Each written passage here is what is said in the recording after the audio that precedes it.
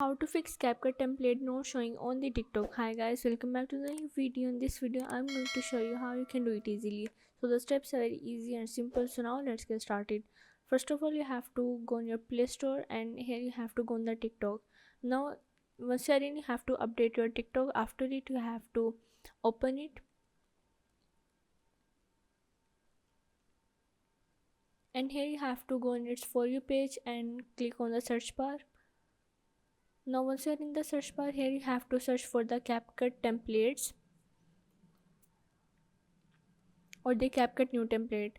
Now as you can see, here is all the videos in which the CapCut template is used. You can also pick up from there. If you don't want, you have to go on the Google, and here you have to search for the CapCut templates. Now you have to click on the CapCut.net, and here you have to open it as a CapCut. Now once you're in, you have to get it on the Google Play Store,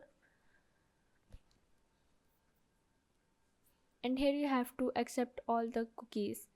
After this, you have to simply update your CapCut, and here you are able to use it. So yeah, this is how you can fix CapCut template not showing on the TikTok.